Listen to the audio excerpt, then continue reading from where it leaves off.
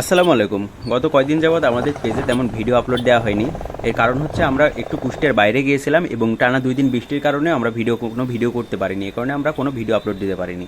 তবে কুষ্টিয়ার বাইরে কেন গিয়েছিলাম এটা আপনাদের আজকে বলবো। আমাদের একটা গাড়ি ছিল, সেটা হচ্ছে সুজুকি এসএফ। সেটা আমরা বিক্রি করে দিয়েছিলাম কয়েকদিন আগে। তো সে ঈশ্বরদীর এক ভাইয়ের কাছে। তো আমরা মনে করছিলাম যে আমরা যেহেতু বড় বাইকটা বিক্রি করে দিয়েছি, আমরা মাঝে মধ্যে একটা বড় ট্যুর দিয়ে থাকি কাজের ফাঁকে ফাঁকে, তো আমরা চিন্তা করলাম যে আর একটা বাইক নিব। তো আমরা অনলাইনের মাধ্যমে জানতে পারলাম ঝিনাইদহ আরবপুরে এক বড় ভাইয়ের একটা গাড়ি বিক্রি করবে, সেটা হচ্ছে ZX-R। তো আমরা সেই গাড়িটার লোকেশন নিয়ে তার সাথে কথা বলে আমরা রওনা দিলাম ঝিনাইদহতে।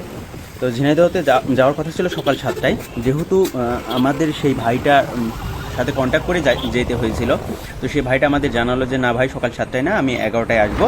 তো আপনারা ওইখান থেকে 11টায় রওনা দেন, তাহলে আমার সাথে ভালোভাবে কন্ট্যাক্ট হবে বা দেখা হতে পারে। সকাল সকাল আসলে আপনাদের বসে থাকা লাগবে। তো আমরা সেদিনকেও যেহেতু সোমবার ছিল, তো আমরা পানের বরস থেকে পান ভেঙে গুছাই আমরা বাজারে বিক্রি করে তারপরে 11টার দিকে রওনা হলাম।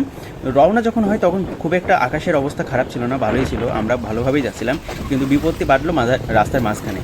ইবি থানা অর্থাৎ কুষ্টিয়া ইসলামী বিশ্ববিদ্যালয়ের সামনে থেকে আমাদের বৃষ্টি ধরলো। আমরা পুরো ঝিনাইদহতে ভিজতে ভিজতেই গেলাম।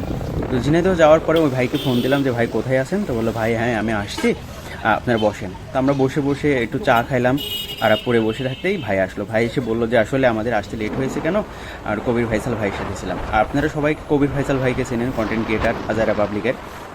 সে কবির ফাইসালেরই খালাদো ভাই সহ আমাদের এখানে আসলো এবং বাইকটা দেখালো। তো আমরা অনলাইনে যেমনটা দেখেছিলাম বাইক ঠিক তেমনই আছে, বা তার চেয়ে ভালোই আছে।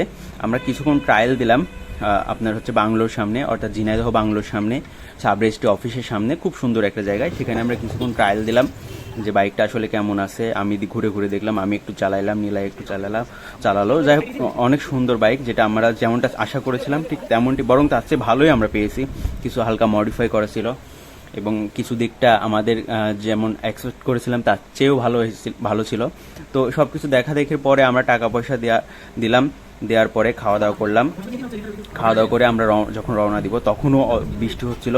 আসলে সারাদিনটাই বৃষ্টি ছিল, আমরা পুরো 3-4 ঘন্টায় ভিজেছিলাম।